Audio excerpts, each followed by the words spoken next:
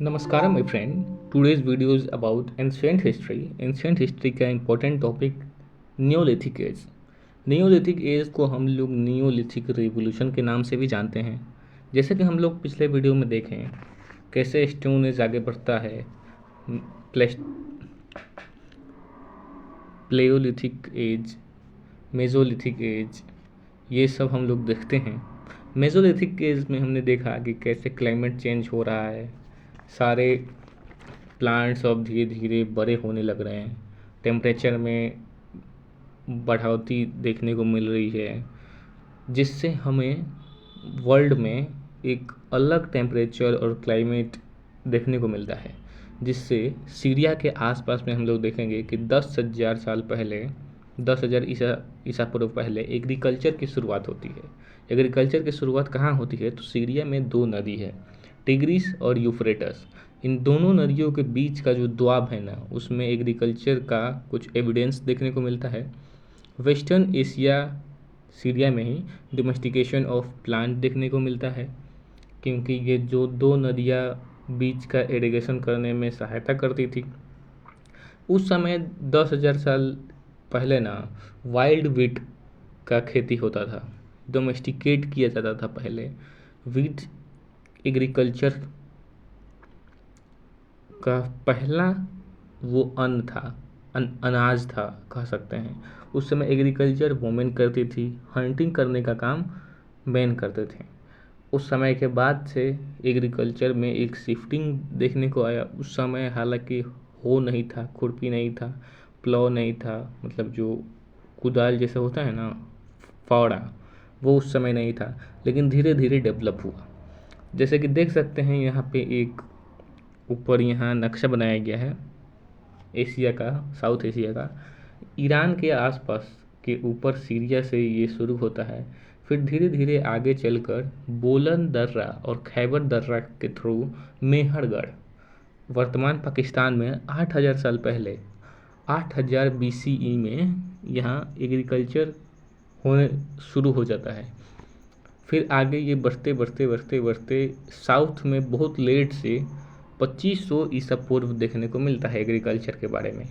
उस समय के लोग 8,000 साल पहले लोग क्या क्या काम करते थे? तो देखिए, एग्रीकल्चर शुरू हो गया था, हंटिंग कर रहे थे, फूड गैदरिंग कर रहे थे, और डोमेस्टिकेशन ऑफ एनिमल इम्पोर्टेंट हो गया था, क्योंकि हंटिंग में ज़्यादा मदद नहीं मिलती थी। ये लोग इंसान आदमी करते थे और औरत एग्रीकल्चर की काम करते थे। आगे हम देखते हैं कि जो नियोलिथिक एज है ना, इसको वी गॉर्डन चाइल्ड ने मैन मेक्स हिमसेल्फ, एक किताब है जो 1936 में पब्लिश हुआ था। इसमें नियोलिथिक रेवोल्यूशन कहा जाता है इस फेज़ को। रेवोल्यूशन ऑफ सोसाइटी की बात करें तो जब एग्रीकल्चर हुआ ना, तो एग्रीकल्चर से पहले हम लोग देखते हैं कि रिवोल्यूशन ऑफ सोसाइटी कैसे कैसे ग्रो होता है। तो सबसे पहले हम लोग देखे हैं कि फूड गैदरिंग होता था, हंटिंग होता था पैलेलिथिक एज में। फिर आगे मीजोलिथिक एज में डोमेस्टिकेशन ऑफ एनिमल हुआ। और फिर हम अभी देखें नियोलिथिक एज में कि एग्रीकल्चर धीरे धीरे उभरने लगा। जब एक जगह एग्रीकल्चर होगा ना, तो वहाँ से लोग अब माइग्रेशन नहीं करेंगे, ट्रैवल नहीं करेंगे, वहीं पे बसने का सोचेंगे और एग्रीकल्चर को संभालने का, देख रेख करने का काम करेंगे। इसलिए यहाँ से रूरल सेटलमेंट देखने को मिलता है, जो कि सेडिमेंट्री लिविंग होता था। माइग्रेशन से बचने के लिए माइग्रेशन नहीं करते थे, क्योंकि एग्रीकल्चर पर ध्यान देना पड़ता था।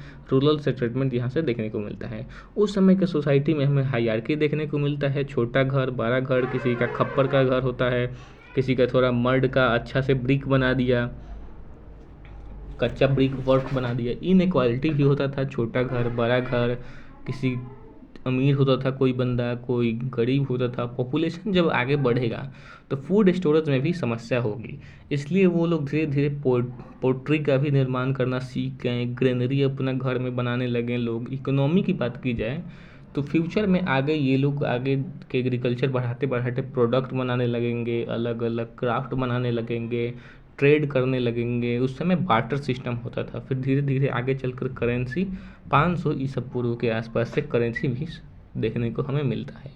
अब पॉपुलेशन बढ़ेगा तो जाहिर सी बात है इन सबको कंट्रोल करने के लिए गवर्नमेंट होनी चाहिए, सुव्यवस्था बनाने के लिए तो ट्राइबल में कोई अपने ट्राइबल हेड रख लेंगे, मोनार्की में राजा हो जाएंगे। आगे हम लोग इन सब की चर्चा करेंगे।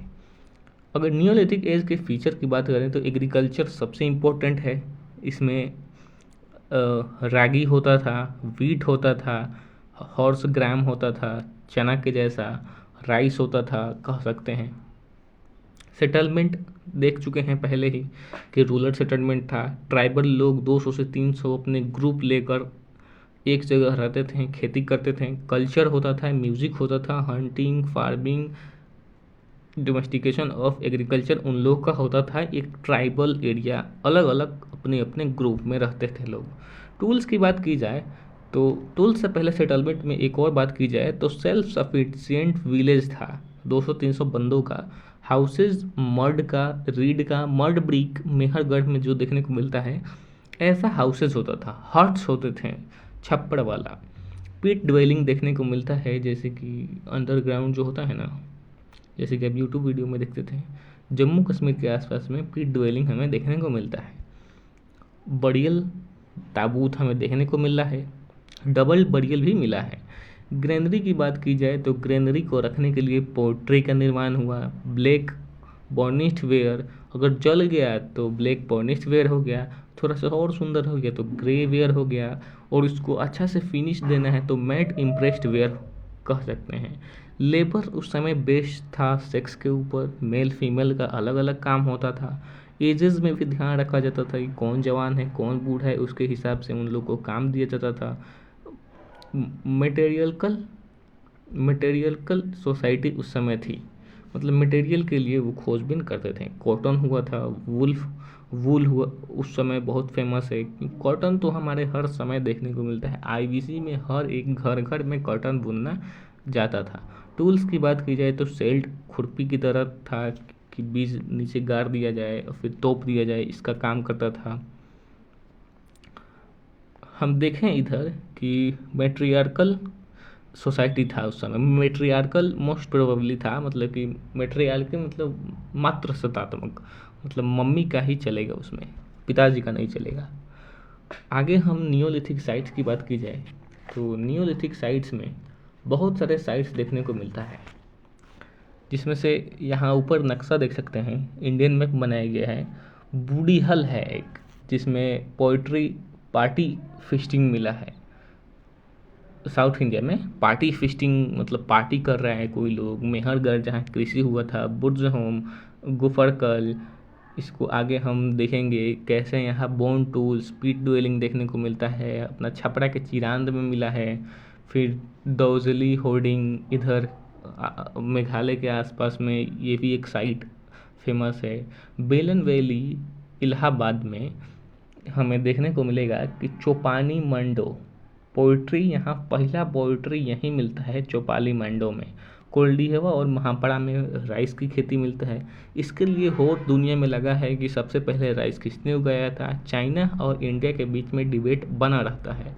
हम लोग को यहाँ कोल्डीहवा और महापड़ा में राइस की कल्टीवेशन देखने को मिलता है। लहुरा देव में भी राइस का कल्टीवेशन देखने को मिला आगे चलकर। फिर इधर साउदर्न में देखा जाए तो मस्की, ब्रह्मगिरी और पिखलीहल में हमें देखने को मिलता है। और इधर साउदर्न एरिया में कि यहाँ पे आइस माउंट मिला है, मतलब उस समय लोग आग जलाते थे, उसका राख मिला है देखने को। और स्टोन के क्वांट्स मिला है, मतलब सिलवट्टा चक्की की तरह पीसने वाला।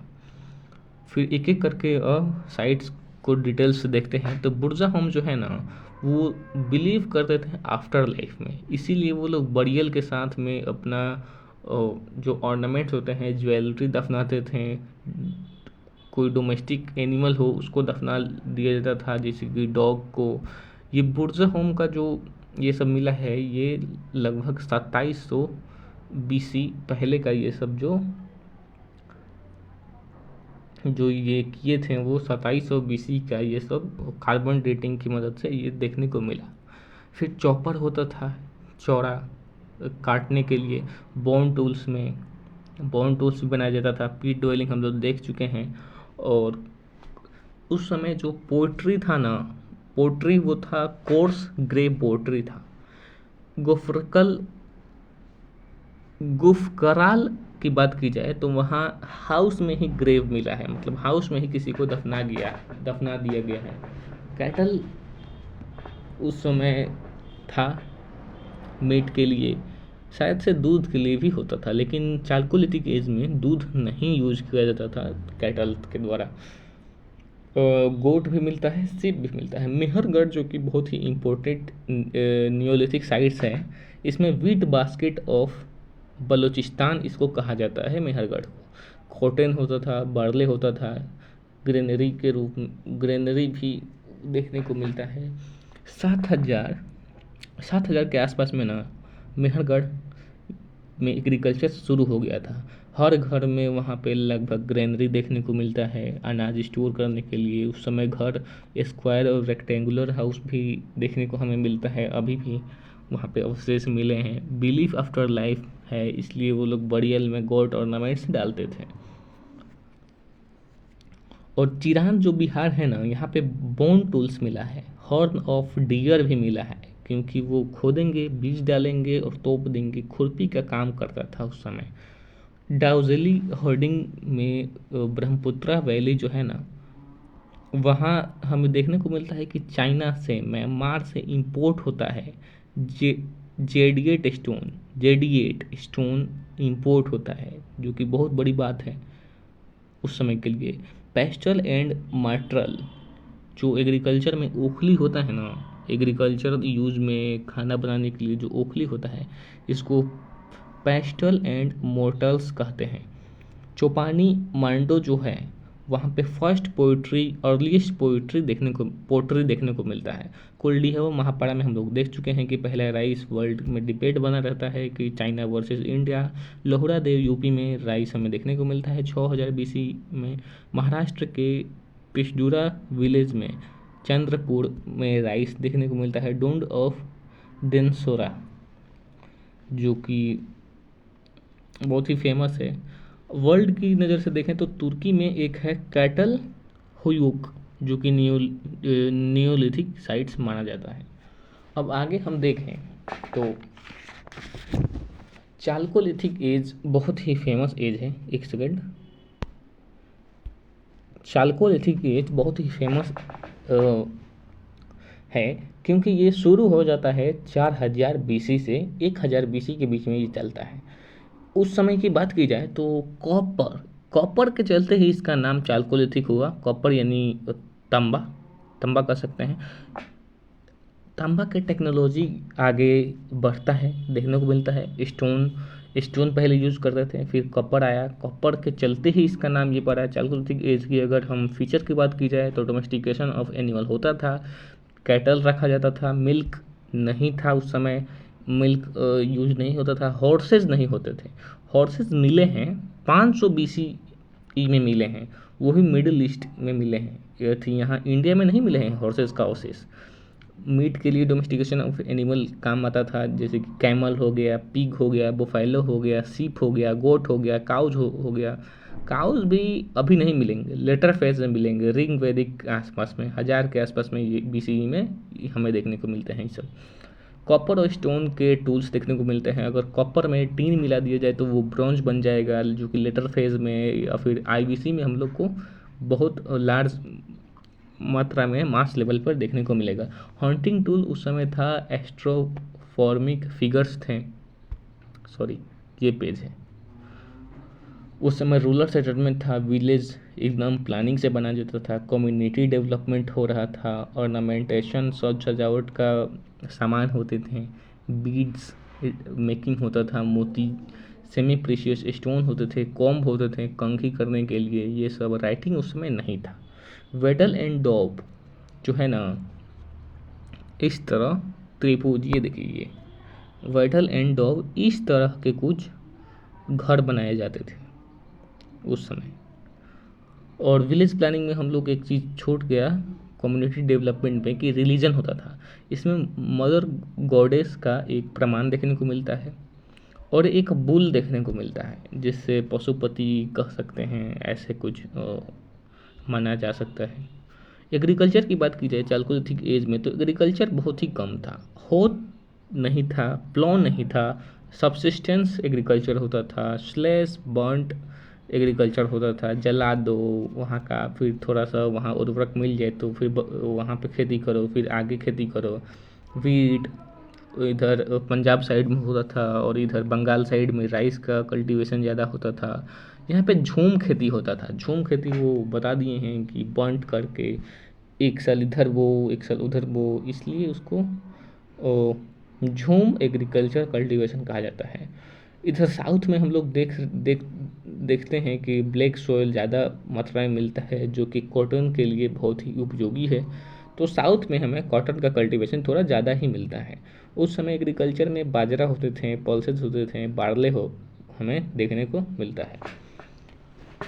और हम देखें कि घर कैसे बनता था, तो घर में हम लोग देखते हैं कि सन ड्राइड मड ब्रिक का यूज होता था घर बनाने के लिए। रेक्टेंगुलर शेप में भी होते थे, स्क्वायर शेप में होते थे और सर्कल शेप में भी होते हैं उस समय के घर। वेटल एंड डॉब हम लोग देख चुके हैं, त्रिभुजाकार होते थे, लकड़ी का बनाया जाता था। पोइट्री की बात की जाए तो पोइट्री उस समय ब्लैक एंड रेड वेयर होते थे, ओकरे कलर्ड पोइट्री होते थे, पेंटेड पोइट्री भी हमें कहीं कहीं देखने को मिलता है। आर्ट एंड क्राफ्ट की बात की जाए तो प्रोडक्ट्स उस समय बार्टर सिस्टम था।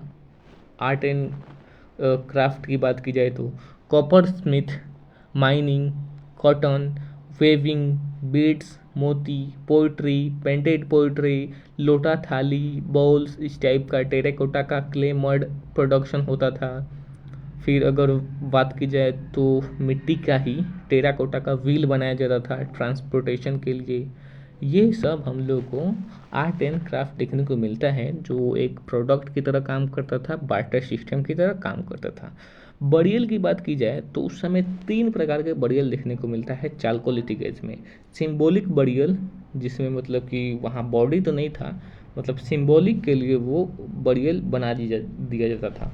प्राइमरी बरियल, जिसमें केवल इंसान ही होते हैं और उसमें कुछ नहीं रहता है ज़्यादा सजावट के सामान। और सेकेंडरी या फ्रेगमेंटेड बरियल जो था, वो लग रहा था कि जो मतलब एक बार जंगल में डाल दो या फिर कहीं रख दो, फिर फ्रेगमेंट हो जाते थे, कुछ खा गया, चील कौवा सड़ गल गया तो उसको फिर दफना देना उचित समझते थे। वो जो प्राइमरी बरियल था ना, उसमें ऑर्नामेंट्स वगैरह मिलते हैं, एक्सटेंडेड थे। और इसमें भी वो मिलते हैं जो कि ये लोग सेकेंडरी और फ्रेगमेंटेड बरियल का नाम हम लोग देते हैं। मल्टीपल बरियल भी मिलते हैं, जॉइंट बरियल विथ एनिमल्स भी मिलते हैं। आफ्टर लाइफ का सवाल होता था। एक जगह हमें देखने को मिलता है ना कि एक हड़िया के जैसा उसमें बॉडी रखा गया है, बरियल रखा गया है। ठीक है, महाराष्ट्र में देखते हैं कि हमें नॉर्थ और साउथ का ध्यान रखा जाता था डायरेक्शन में, कि नॉर्थ की में इंसान का सिर रख के दफनाया जाए, साउथ में पैर होना चाहिए, ये सब का भी ख्याल रखा जाता था। चालकोलिथिक का अब सेटलमेंट की बात की जाए तो चालकोलिथिक में बहुत सारे कल्चर हमें देखने को मिलता है, जैसे कि आहार बनास कल्चर, कायथा मालवा कल्चर, फिर आगे हम लोग देखेंगे जोड़वे कल्चर। मतलब यहाँ कल्चर का सिलसिला हमें देखने को मिलता है चालकोलिथिक एज में। मतलब कि कुछ गांव मिलकर आसपास में एक ही तरह के मतलब उन लोगों का फीचर होता था, इसलिए हम लोग कल्चर नाम देते हैं इन सब के चीज़ में। आहार बनास कल्चर की बात की जाए तो लगभग 2000 BCE से ये शुरुआत होता है। कायथा कल्चर मोस्टली यहाँ जोधपुर के आसपास में Balathal area, Ganeshwar area, गुलिंद area, आहार बनास कल्चर, ये सब साइट्स था आहार बनास कल्चर में। वहाँ का एक गणेश्वर या खेत्री जो था ना, बहुत ही फेमस था कॉपर माइंस बेल्ट के लिए। वहाँ शिकर गुंसुनु होता है। गणेश्वर एक ऐसा साइट था जहाँ से IBC को सप्लाई किया जाता था बहुत सारे सामान। OCP भी सप्लाई किया जाता था IBC में। और ऑर्चर्ड कलर्ड पोइट्री जिसको कहते हैं। गिलुंद की बात की जाए तो स्टोन ब्लेड इंडस्ट्री था, वो फैक्ट्री साइट था टूल मैन्युफैक्चर के लिए। मास स्केल पर वहाँ टूल मैन्युफैक्चर होता था गिलुंद में। वहीं पे गिलिंद में बर्न्ट ब्रिक वॉल भी हमें देखने को मिलता है, जो कि बहुत चौंकाने वाली बात है। आहार को हम तंबावती कहते हैं कि तांबा का वो बहुत ढेर रहता है आहार आहार साइट्स के पास। स्मेल्टिंग एंड मेटलर्जी होता है, मेटल को कला पीट कर कुछ बना देना। स्टोन बिल्ड हाउस होते थे आहार कल्चर में। बलाथल साइट आहार बनास कल्चर का ही एक मोस्ट इम्पोर्टेंट साइट है, जहाँ मड फोर्टिफिकेशन देखने को मिलता है, जो कि बहुत चौंकाने वाली बात है। ब्रॉन्ज सीट्स भी मिलते हैं, जो कि कॉपर और टीन मिलाकर ब्रॉन्ज बनता है, उसका सीट देखने को मिलता है, जो कि आईवीसी में सप्लाई होता था। ये भी बहुत चौंकाने वाली बात है। लार्ज नंबर पर copper made flat axes bangles and seats देखने को मिलता है। माइक्रोलिथिक टूल्स उस समय नहीं था, इसकी अब्सेंस देखने को मिलता है। और कायथा मालवा कल्चर की बात की जाए तो ये आहार बनास कल्चर से थोड़ी ही साउथ में ईरान नाम का एक जगह है और कायथा नाम का जगह है, कि दोनों जगह मिलकर ना कायथा कल्चर बनाते हैं। इसी में हम लोग मालवा कल्चर को मर्ज कर देते हैं, क्योंकि ये ज़्यादा डिफरेंसेस नहीं देखने को मिलता है। कायथा कल्चर जो कि 2000 साल से लेकर 1800 BCE तक चलता है, सॉरी 2000 BCE से 1800 BCE। फिर मालवा कल्चर 1700 लेकर 1200 के बीच में चलता है। तो ईरान और कायथा में फोर्टिफिकेशन मड फोर्टिफिकेशन देखने को मिलता है। और कायथा कल्चर ना तो हम देख चुके हैं। मालवा कल्चर बहुत ही रिचेस्ट था, क्योंकि रिचेस्ट सैरामिक्स पोइट्री देखने को मिलता है, वो भी बहुत बड़े लेवल पे। 700 प्लस मोतीज मिलते हैं वहाँ पे, स्पिंडल वर्क्स मिलते हैं, कॉटन के स्पाइनिंग होते हैं लगभग हर घर में, वेविंग होते हैं, कपड़ा बुनना अपने से कॉटन का। महेश्वरम नर्मदा रिवर के पास में नवदा टोली में लार्जेस्ट साइट है सेटलमेंट का। All major food grains lime seed ये सब हमें देखने को मिलता है वहाँ पे डीप पिट सेलोज भी होते हैं। फायर आइडल हवन कुंड भी देखने को मिलता है वहाँ नवदा टोली में। प्रोटो रुद्रा प्रोटो शिवाजी के जो पहला रूप था वो भी हमें वहीं देखने को मिलता है नवदा टोली के आसपास में। आगे हम देखें जोड़वे कल्चर तो 1400 से लेकर 700 BCE के पास में और ये जोड़वे कल्चर देखने को मिलता है, जो कि बहुत ही आईवीसी से इन्फ्लुएंस है। जोड़वे कल्चर में हमें मेनली दैमाबाद, नेवासा और इनाम गांव ये 3 मोस्ट इम्पोर्टेंट साइट्स देखने को मिलते हैं, जिसमें से दैमाबाद और इनाम गांव बहुत ही फेमस हैं। ये ना लगभग ऑलमोस्ट अर्बन ही थे, जो कि आईवीसी से ये इन्फ्लुएंस्ड थे। यहाँ पे कंस्ट्रक्शन हमें बहुत लार्ज नंबर पर मिलता है, जो कि 20 हेक्टेयर में ये लोग बसे थे। लगभग 4000 लोग का यहाँ अवशेष देखने को मिलता है, कि 4000 लोग मतलब उस समय रहते होंगे। मड फोर्टिफिकेशन देखने को मिलता है। ब्रॉन्ज एनिमल हॉर्ड जिसको कहते हैं, एनिमल 4 तरह के हमें वहाँ पे मूर्तियाँ मिलते हैं ब्रॉन्ज के, जो हम कह सकते हैं कि आगे देखेंगे या फिर बता देते हैं अभी ही।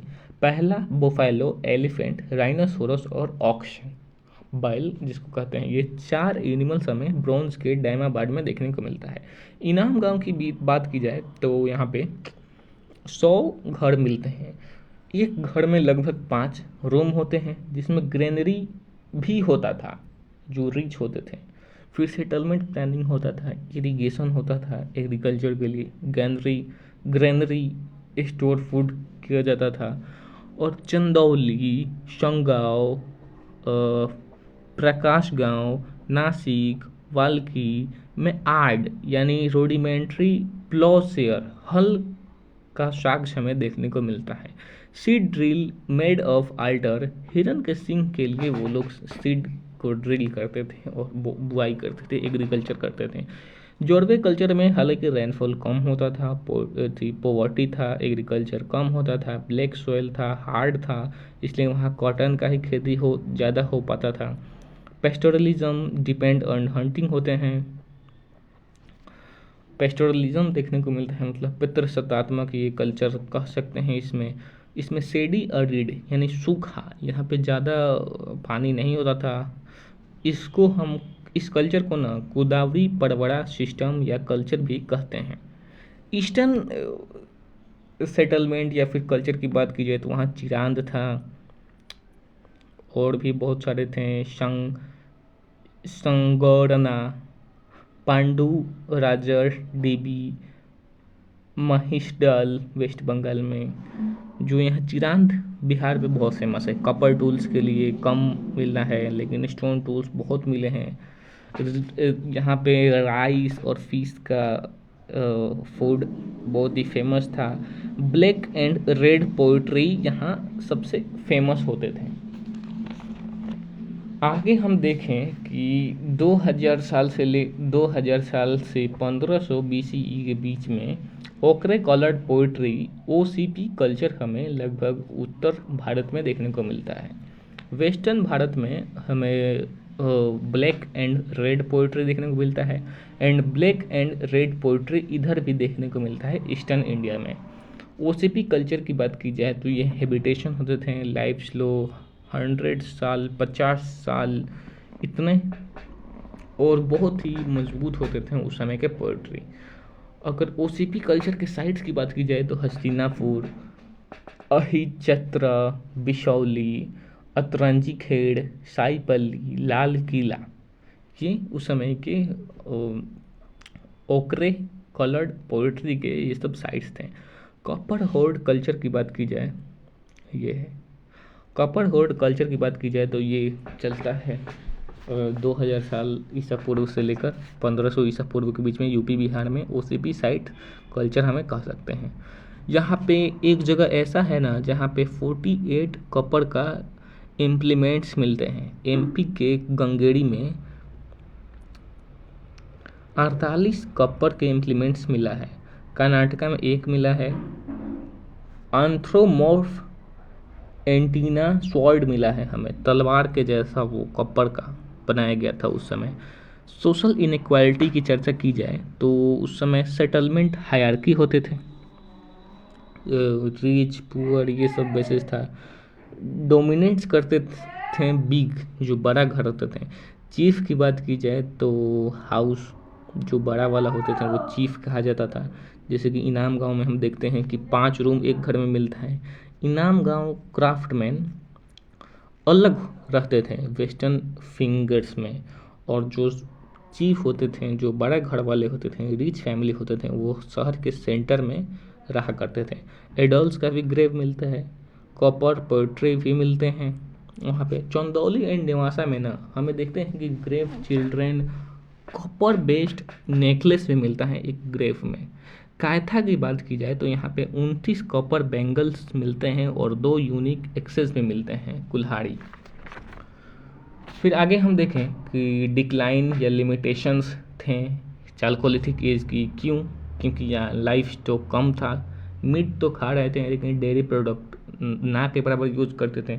सब्सटेंस था एग्रीकल्चर में, क्योंकि वहाँ पे हो अच्छा से नहीं था, कुदारी फावड़ा नहीं था, प्लो नहीं था। रेनफॉल 1200 के आसपास में एकदम कम होने लगा। ब्लैक सॉइल जो कि डिगिंग स्टिक बहुत ही मुश्किल होता था, केवल कॉटन ही उग पाता था।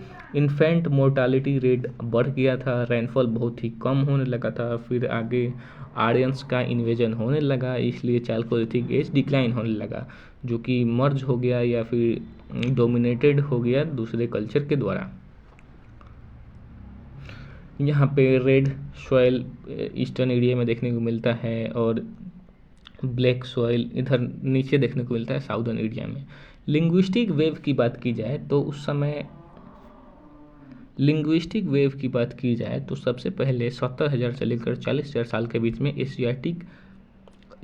ऑस्ट्रो एशियाटिक लैंग्वेज देखने को मिलता है, जो कि इंडियन सब कॉन्टिनेंट, जो कि आज भी मुंडा में, संथल ट्राइब, वेस्ट बंगाल, उड़ीसा में ये भाषा हमें कुछ हद तक देखने को मिलता है।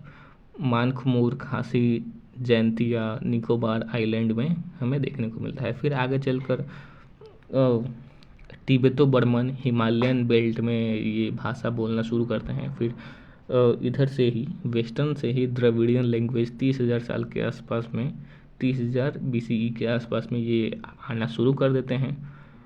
और ब्राहुई जो कि पाकिस्तान में अभी भी बोला जाता है, और झारखंड में ओराउन या खुरुक भाषा द्रविडियन का ही एक स्लैंग है, वो बोला जाता है। और फिर लास्ट में इंडो आर्यन जो आते हैं, ईरानियन भी कह सकते हैं, इंडो यूरोपियन भी कह सकते हैं इनको।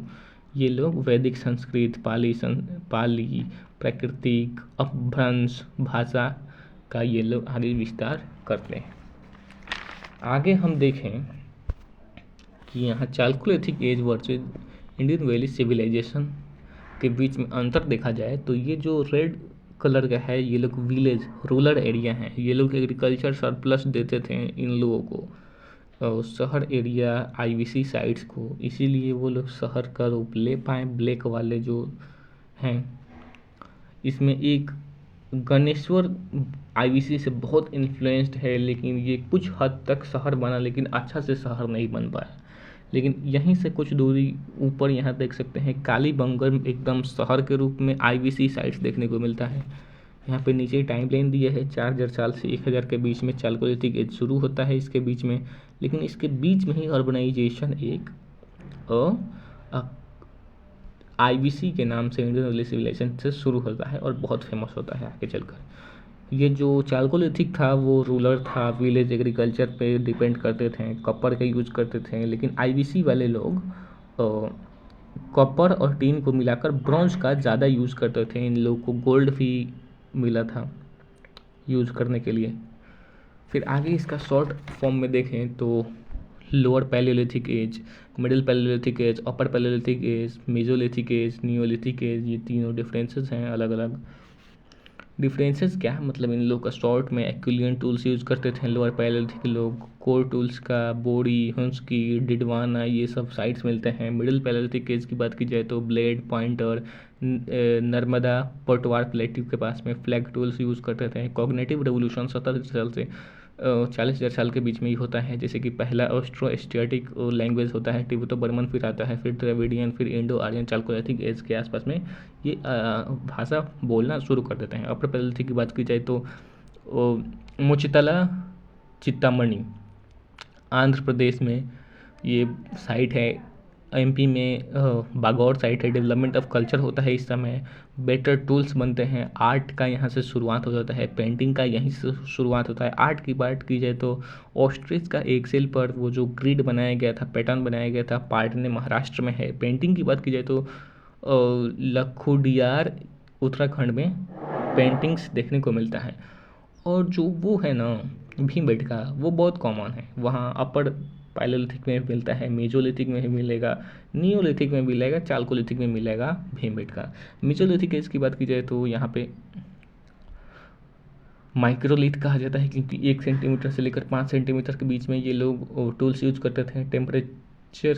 टेम्परेरी सेटलमेंट उस समय होता था, डोमेस्टिकेशन ऑफ एनिमल शुरू हो गया था, पेंटिंग मतलब थोड़ा आगे बढ़ रहा था। भीमबेटका उसका वो उदाहरण है, वो साइट्स हैं। तो सुहागी घाट, बागौर, आदमगढ़, ये सब फेमस साइट्स हैं। नियोलिथिक एज की बात की जाए, इसको रेवोल्यूशन भी कहते हैं। यहाँ एग्रीकल्चर शुरू होता है, डोमेस्टिकेशन एनिमल बहुत बढ़ चढ़ के होता है। फिर सेकेंडरी सेटलमेंट रूरल एरिया में होता है। फिर पोइट्री 3 प्रकार के हम देख चुके हैं आगे पिछले पेजेस में। प्रोडक्ट्स की बात की जाए तो बार्टर सिस्टम उस समय होता था, मेहरगढ़, अब बुरजाहोम, चिरांद, दौजली, होर्डिंग, कुल्हिवा, महापाड़ा में राइस मिलता है। चालकोलिथिक एज की समरी से पहले हम लोग देखते हैं कि ये तीनों में क्या क्या डिफरेंसेस हैं। और लोअर, मिडिल, अपर पैलियोलिथिक को हम ओल्ड स्टोन एज या पैलियोलिथिक एज कहेंगे, फिर मेसोलिथिक एज कहेंगे और नियोलिथिक एज कहेंगे। इन दोनों में ये देख सकते हैं, इसमें ये डिफरेंसेस देखते हैं कि ये उस समय का एज था हंटर का, फूड गैदरर का पैलियोलिथिक एज में। फिर मिडिल में हंटर आए, फिर यहाँ पे थोड़ा मोड़ा एग्रीकल्चर शुरू होने लगा, फिर आगे चलकर ये लोग फूड प्रोड्यूसर हो गए न्यूलिथिक एज में। फिर सबसिस्टेंस की बात की जाए तो ये old stone age food gatherer था, हंटिंग करते थे, फिशिंग करते थे। लेकिन मिडिल में आकर मेसोलिथिक एज में आकर ये प्री एग्रीकल्चर टाइम्स हो गए। फिर आगे चलकर नियोलिथिक एज में ये लोग food producer agriculture live stock करने लगे हैं, एग्रीकल्चर में एकदम माहिर हो गए हैं। स्टोन टूल्स की बात की जाए तो पैलियोलिथिक एज में ना रफ क्रोड बड़ा बड़ा टूल्स का यूज होता था, लेकिन मेजोलिथिक एज में छोटा टूल्स का यूज होने लगा। फिर आगे न्यूलिथिक एज में पॉलिश्ड टूल का, सेल्ट का, स्क्रैपर्स का, नेडल्स का, पॉइंटर का यूज़ होना शुरू हो गया। एग्जिस्टेंस की बात की जाए तो ये नोबैडिक घुमक्कर थे। यहाँ पे ट्रांजिशन स्टेज था मेसोलिथिक में, और यहाँ पे सेटल हो गए लगभग। शेल्टर की बात की जाए तो ये open space, river valley, caves, rock shelters में रहते थे। अगर मीजोलिथिक की बात की जाए तो ये सेमी परमानेंट टेम्परेरी सेटलमेंट रहते थे। और यहाँ नियोलिथिक की बात की जाए तो यहाँ परमानेंट हाउस प्लानिंग के हिसाब से बनने लगा। आर्ट एंड क्राफ्ट की बात की जाए तो पैलियोलिथिक एज में बहुत ही कम देखने को मिलता है। Painting of animals on caves मिलता है। फिर मेजोलिथिक एज में थोड़ा स्किलफुल होते हैं, बहुत सारे केव्स में अच्छे अच्छे पेंटिंग देखने को मिलता है। और जो आगे है ना नियोलिथिक एज में, यहाँ पोइट्री में एकदम माहिर हो जाते हैं। कॉब्ड ऑब्जेक्ट, वुड, शेल्टर, टॉम बनाने लगते हैं। नॉलेज की बात की जाए तो उस समय ज़्यादा नॉलेज था नहीं, हाउस बिल्डिंग का, एग्रीकल्चर का, डोमेस्टिकेशन ऑफ एनिमल्स का। फायर वो लोग जानते हैं, वो भी लेटर स्टेट में जानना शुरू किए हैं। और यहाँ फायर का मेसोलिथिक एज में बहुत ही अच्छा यूज होने लगा। फिर यहाँ डोमेस्टिकेशन ऑफ एनिमल धीरे धीरे होने लगा। एक यहाँ पे प्रेम्पटिव जो एग्रीकल्चर है ना मेसोलिथिक एज में लगभग शुरू हो गया था। Knowledge of agriculture Neolithic age की बात की जाए तो बहुत ही अच्छा हो गया था। डोमेस्टिकेशन ऑफ एनिमल्स एकदम बहुत ही बढ़ चढ़ कर होता था। पोइट्री एंड सॉम मेटल्स का यूज़ होता था। लैंग्वेज डेवलपमेंट की बात की जाए तो वो पैलियोलिथिक एज में एकदम लैंग्वेज नहीं था, एकदम रद्दी था। और 70,000 के आसपास में ना मेसोलिथिक एज में मतलब शुरुआत हो चुका था। कह सकते हैं अपर पैलियोलिथिक और मेसोलिथिक एज लगभग एक ही है, मर्ज आप कर सकते हैं। यहाँ पे लिटिल बिट डेवलपमेंट हो रहा था धीरे धीरे, लेकिन एकदम use of complex and developed language neolithic age में हो गया। फिर यहाँ पे एक छोटा था चालकोलिथिक के समरी, तो यहाँ पे कॉपर का यूज होने लगा, इसीलिए इसको चालकोलिथिक कहते हैं। Rural community, rural planning, mud brick, Vettel या डोम जो त्रिभुज टाइप का था वो। Poultry, black and red, social inequality, छोटा बड़ा घर, tools, bangles, mud fortification, religion में मदर गॉडेस और मेटेरियल का सोसाइटी था। इसके बीच में ही चालकोलिथिक के बीच में अर्बनाइजेशन वहाँ वेस्टर्न एरिया में होता था, और पाकिस्तान के कुछ एरिया और ऊपर जम्मू कश्मीर के नीचे भी गुजरात के एरिया में ये होते हैं। क्यों? क्योंकि यहाँ पे चालकोलिथिक एज में एग्रीकल्चरल सरप्लस रूरल एरिया में होता था। चालकोलिथिक्स कल्चर की बात की जाए तो आहार बनास कल्चर हम लोग देख चुके हैं। Kayatha culture, Jorwe culture.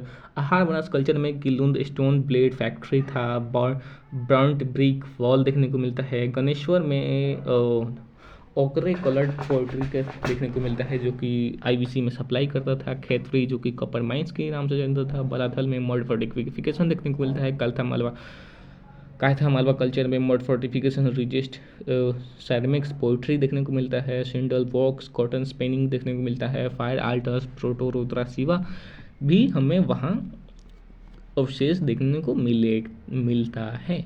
Jorwe culture की बात की जाए तो दायमाबाद जो कि ऑलमोस्ट अर्बन था, मड फोर्टिफिकेशन वहाँ देखने को मिलता है। सोमो एरिड मतलब बहुत ही कम वर्षा होता था। 100 घर सेटलमेंट प्लानिंग लगभग दायमाबाद जोरवे कल्चर में हमें देखने को मिलता है। तो ये था हमारा यहाँ पे चालकोलिथिक एज देखें, नियोलिथिक एज देखें, अच्छा से नियोलिथिक साइट्स देखें, चालकोलिथिक सेटलमेंट कल्चर देखें, फिर यहाँ पे डिक्लाइन कैसे हुआ ये भी देखें, फिर लिंग्विस्टिक वेव भी देखें। Thank you, bye.